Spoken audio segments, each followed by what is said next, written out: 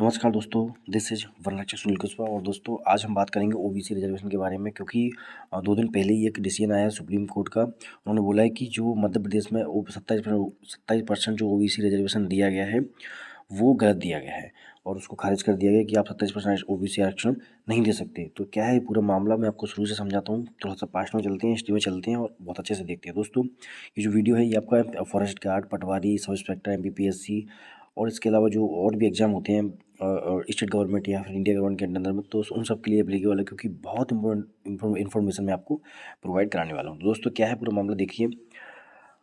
मैं थोड़ा सा पास्ट में चलता हूँ दोस्तों। 1953 में 1953 से ये कहानी स्टार्ट हुई थी, और 1953 में एक आयोग बनाया गया था। उस आयोग को किसने बनाया था, क्यों बनाया था, इस सबके बारे में बात करने वाले हैं। तो देखिए 29 जनवरी 1953 में एक आयोग बना था जिसका नाम था पिछड़ा वर्ग आयोग। और उस टाइम हमारे जो प्राइम मिनिस्टर थे वो कौन थे, डॉक्टर जवाहरलाल नेहरू।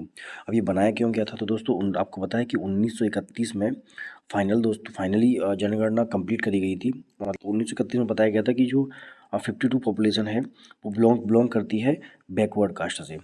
और दोस्तों आपको पता है कि हाल ही में जब हमारा देश आज़ाद हुआ था उससे पहले जो बैकवर्ड कास्ट की स्थिति थी बहुत बहुत ही नाजुक थी और काफ़ी ख़राब थी।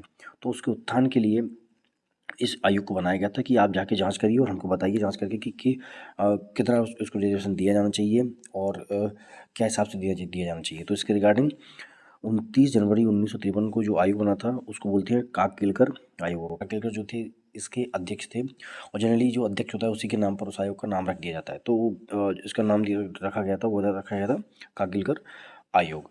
और ये देखिए उनकी प्यारी प्यारी सी फोटो है, बहुत ही अच्छे स्माइल कर रहे हैं।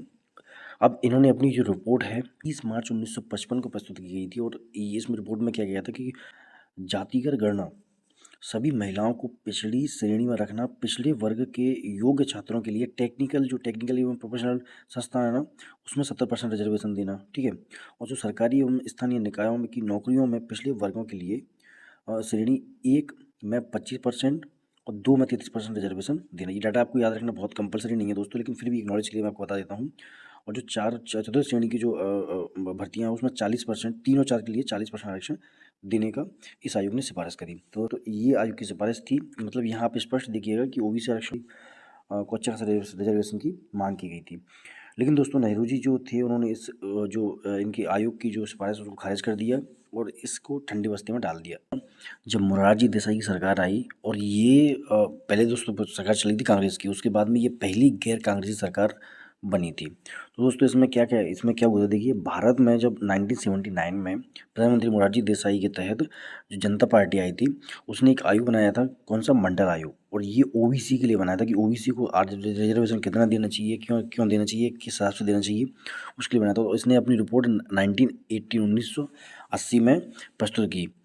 लेकिन दोस्तों इसके बाद में कुछ अप्रयास हुआ था, उसके बारे में बताऊंगा मैं। अब ये आप यहाँ देख लीजिए कि 1980 में अपने तर्क के आधार पर जो अन्य पिछड़ा वर्ग ओबीसी जाति को सामाजिक आर्थिक संकेतकों के आधार पर पहचान की गई, जो भारत की आबादी का 52% है। दोस्तों ये सबसे बड़ा ड्रॉबैक था इस आयोग का, ठीक है, मैं बताऊंगा आपको अभी थोड़ी देर से।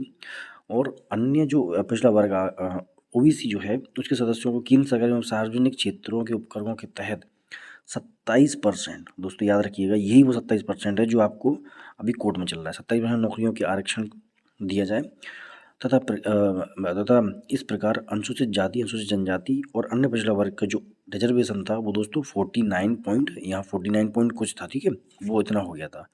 तो दोस्तों यहाँ आप देखिएगा कि इस रिपोर्ट में कमी क्या थी। इस रिपोर्ट में सबसे जो मेन खामी थी वो ये थी कि दोस्तों ये जो दिया गया है 52% ये जनगणना 1931 के अकॉर्डिंग है, ठीक है। जो ओबीसी की जो पॉपुलेशन है 1931 की जनगणना के अनुसार है, ना कि उसके बाद के। तो यही इसका सबसे बड़ा ड्रॉबैक था। तो ऐसा बोला गया कि अभी इतनी नहीं है, उस टाइम थी लेकिन अभी इतनी नहीं है पॉपुलेशन, तो इस चक्कर में इस रिपोर्ट को खारिज कर दिया गया। और उसका दूसरा रीज़न ये भी है दोस्तों कि उसके बाद में जो मोरारजी देसाई है उसकी सरकार गिर गई और फिर से कांग्रेस की सरकार आ गई।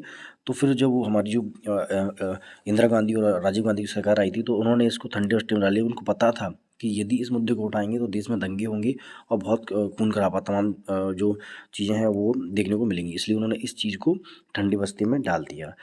उसके बाद दोस्तों क्या हुआ, उसके बाद यहाँ थोड़ा सा इनके बारे में आपको बता देता हूँ। ये बहुत इम्पोर्टेंट सिनेरियो रहेगा हमारी इस वीडियो में। तो देखिए विश्वनाथ प्रताप सिंह, इनको बोलते हैं बीपी सिंह, ठीक है, और शेखर। दोस्तों बीपी सिंह सरकार आई, वो कैसे आई देखिए, ये भी ना तो कांग्रेसी थे, पहले ये कांग्रेसी थे लेकिन बाद उसके बाद में इन्होंने कांग्रेस छोड़ दी और ये एक पार्टी थी इंडियन फ्रंट के नाम से, ठीक है, इंडियन फ्रंट के नाम से पार्टी थी, उसके उसके ये नेता थे और ये प्रधानमंत्री बने। अब ये कैसे बने थे इसकी एक लंबी कहानी है, कभी मैं अलग से आपको वीडियो में बताऊंगा, लेकिन आप इतना समझ लीजिए कि ये प्रधानमंत्री बने कब बने दोस्तों, 2 दिसंबर 1989 में, और कब तक रहे, नवंबर 10 1990 तक। अब यहाँ एक चीज़ आपको देखने वाली चाहिए, ये चंद्रशेखर जो हैं ये भी दोस्तों नवंबर 10 1990 में बने थे, मतलब ये कितना रहे, लगभग 10-11 महीने इन्होंने शासन किया और ये पीएम रहे। उसके बाद में फिर ये देखिए आ गए चंद्रशेखर आ गए हमारे, और ये नवंबर 10 1990 से जून 1991 तक ये रहे, तो ये भी काफ़ी कम टाइम के लिए। अब यहाँ देखिएगा, ये जो आपको दिख रहे हैं महामहिम, ये हैं हमारे विश्व प्रताप सिंह, ठीक है, और यहाँ ये जो आपको दिख रहा है ये है चंद्रशेखर, और यहाँ ये जो आपको दिख रहा है इनका नाम है देवीलाल, और ये उस टाइम के हमारे वाइस प्रेसिडेंट थे, ठीक है, वाइस प्राइम मिनिस्टर थे, माफ़ करिएगा।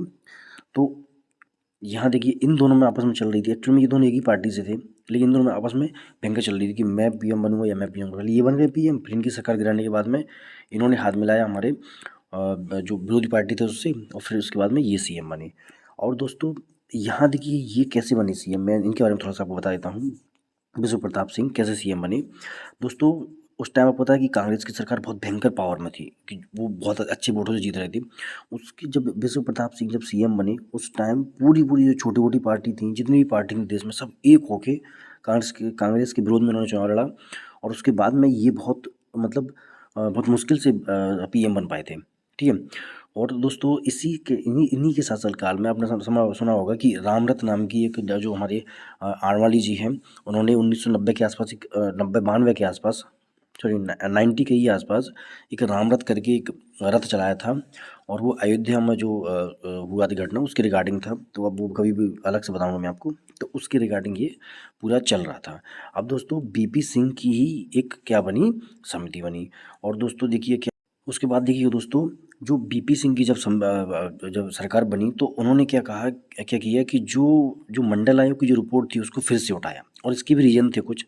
पहला रीजन ये था कि ये जो हैं ये ओबीसी का जो बहुत बड़ा बैंक बोर्ड था, आपको पता है कि ये सब मुद्दे उठाए क्यों जाते हैं, आप सब समझदार हो, तो ओबीसी बहुत बड़ा बैंक बोर्ड था, उसको अपनी तरफ करना चाह रहे थे, उसके रीजन थे, छोटे छोटे रीजन थे, उसके चलते दोस्तों उन्होंने ये कदम उठाया। क्या कदम उठाया, तो उन्होंने सोचा कि चलिए ध्यान भटकाने के लिए, मैं अपनी तरफ सबको अटैक करने के लिए मैं ये वाला दाव पे पड़ रहा हूँ। तो इन्होंने क्या किया कि 7 अगस्त 1990 को जो नेशनल फ्रंट, मैंने आपको बताया नेशनल जो फ्रंट थे उसके ये नेता थे, गवर्नमेंट डिक्लेयर दैट, उन्होंने डिक्लेयर किया कि जो 27% ओबीसी रिजर्वेशन है वो सोशली मतलब सामाजिक और आर्थिक सामाजिक और शैक्षिक बैकवर्ड क्लासेस, ठीक है, बैकवर्ड क्लासेस के अकॉर्डिंग दिया जाएगा।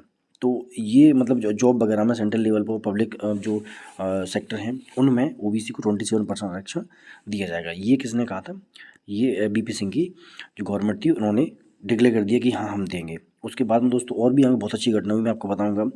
और उसके बाद में देखिएगा, यहाँ पे देखिएगा, उसके बाद दोस्तों जैसे इसको इम्प्लीमेंट किया, उसके बाद में मंडल आयोग को चैलेंज दिया गया, किसके द्वारा, इंदिरा साहनी के द्वारा कोर्ट में चैलेंज दिया गया कि ये गलत दे दिया, ऐसा रिजर्वेशन नहीं देना चाहिए था, और इससे बहुत सारी प्रॉब्लम क्रिएट होंगी। तो जो 1990 में कोर्ट ने दोस्तों पूरा ये सुनवाई के बाद में कोर्ट ने अपना डिसीजन दिया, क्या डिसीजन दिया, 16 नवंबर 1992 को, ठीक है। 2 साल ये पूरा कोर्ट में चलता है केस, क्योंकि बहुत सारे प्रॉब्लम क्रिएट होती हैं, आपको पता है कोर्ट में केस चलते हैं तो बहुत सारे केस चलते रहते हैं, साथ साथ तो ऐसे चलता रहा।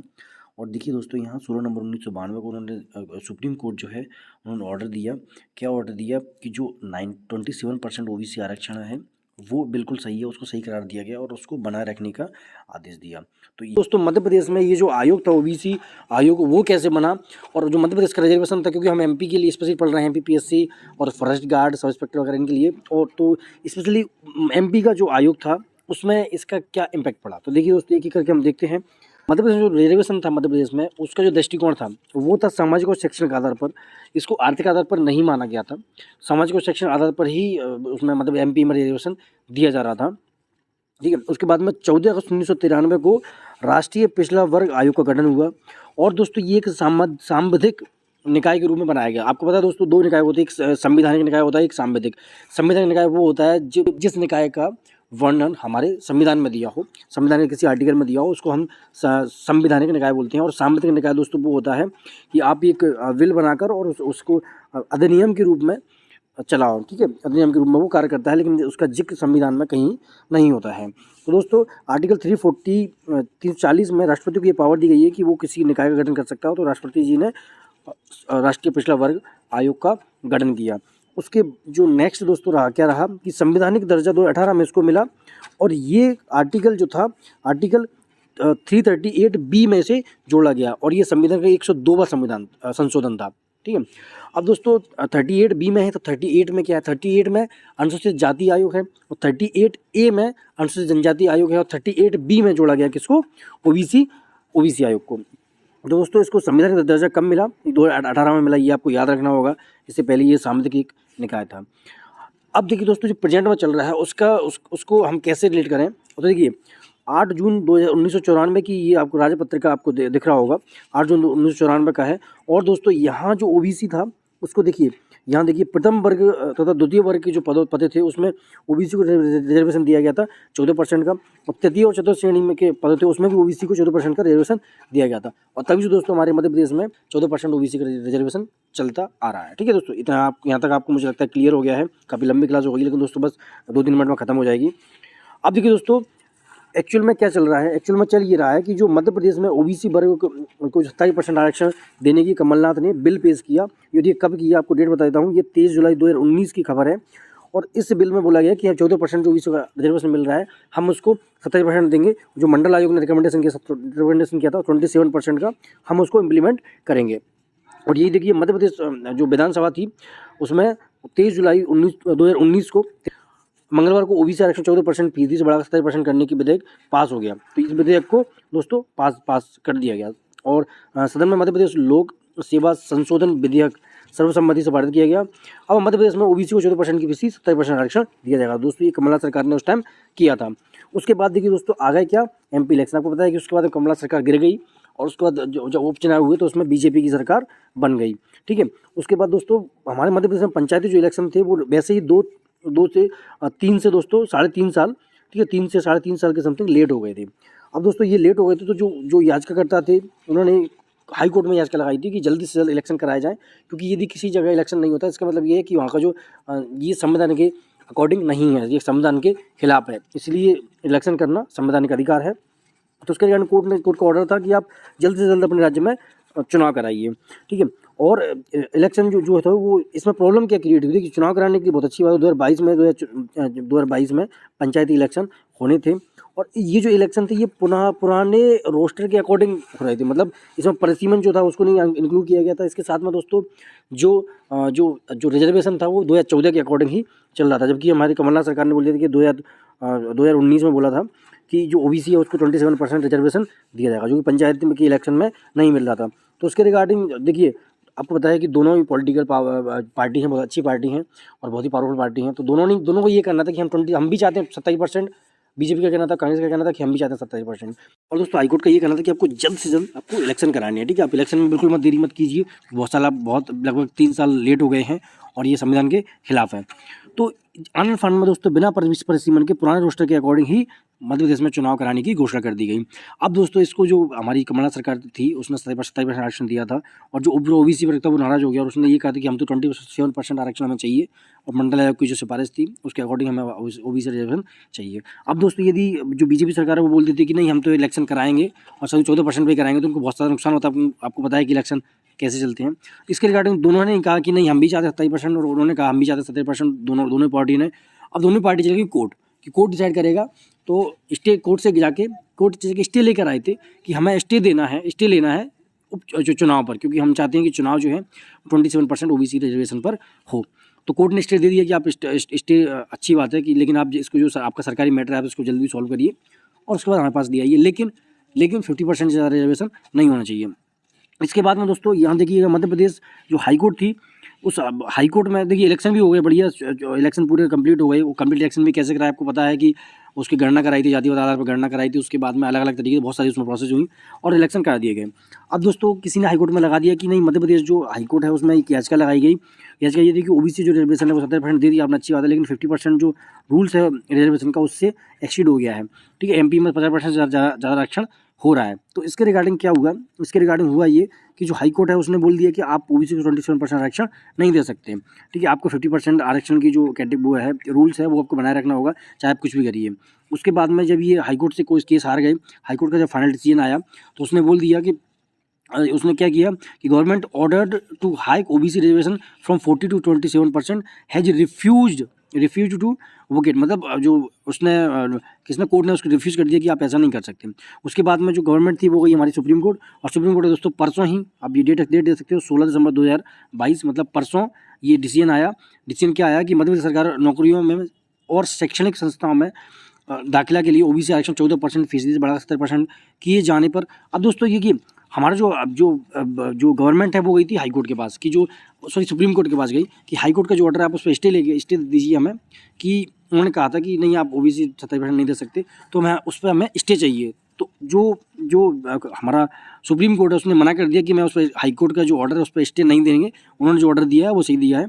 तो उन्होंने क्या ये इसी यहाँ पढ़ने में थोड़ा मिस्टेक हो जाएगी आपसे, इसलिए मैंने आपको ये पहले समझाया कि हाईकोर्ट द्वारा लगाई गई रोक को हटाने की मांग वाली याचिका पर सुप्रीम कोर्ट ने सुनवाई करने से इनकार कर दिया। तो हाईकोर्ट ने रोक जो लगाई थी उसको सही ठहराया और उस पर सुनवाई करने से मना कर दिया। तो दोस्तों यही पूरा सीनेरियो है, और आपको पता चला होगा कि मैं बिल्कुल कब से चला था, 1900 आपको मालूम है 31 से चला था, 39 से चला था, ठीक है। और चलते हम लोग कहाँ तक आ गए, 2022 तक आ गए, 16 दिसंबर 2022 तक, मतलब परसों तक आ गए। तो दोस्तों बहुत मेहनत लगी इस वीडियो बनाने में, और बहुत ही आपको समझ सकते हो मैं छत पे बैठ के बना रहा हूँ ठंड में, कोई बात नहीं। चलो प्यार साथियों, यदि आपको मेरा ये एफर्ट अच्छा लगा हो, वीडियो अच्छा लगा हो, तो प्लीज़ लाइक जरूर करिएगा। दोस्तों ये मेरा सेकंड चैनल है सुनील किस्वा ब्लॉग, इसमें मैं ड्यूटी जाता हूँ तो मैं अपनी ड्यूटी की वीडियो डालता हूँ, तो प्लीज़ यहाँ इसको देखना ना भूलें, क्योंकि बहुत अच्छा चैनल है, ठीक है। मस्त आइए, खुश रहिए, चलो सब्सक्राइब करना ना भूलें। गुड डे, टेक केयर, जय हिंद, जय भारत।